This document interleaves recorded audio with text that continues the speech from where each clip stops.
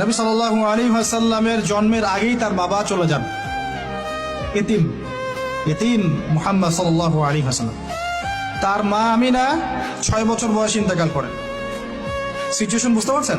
6 বছর একটা বাচ্চার বাবাও নাই মাও নাই। তার দাদা আব্দুল মুত্তালিব তাকে সাথে রাখেন, খুব আদর করেন, খুব মহব্বত করেন, যেখানে যান সাথে করে নিয়ে যান। তিনি নেতা মানুষ, তার পাশের চেয়ারে তাকে বসতে দেন, বলেন আমার এই নাতি একদিন সাইয়্যেদ হবে, নেতা হবে, এই কথা বলেন। তিনি ইন্তেকাল করলেন 8 বছর বয়সে। তারপরে দায়িত্ব পেলেন চাচা আবু তালেব। নাম কি?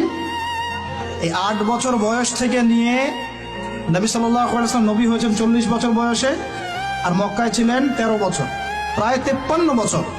প্রায় 53 বছর পর্যন্ত, 8 থেকে 53 বছর পর্যন্ত, এই যে লম্বা সময় চাচা আবু তালেব নবী সাল্লাল্লাহু আলাইহি ওয়াসাল্লামকে পাহাড়ের মতো প্রোটেক্ট করেছেন, পাহাড়ের মতো। পাহাড়ের পিছনে আপনি দাঁড়ালে কি বাতাস লাগবে?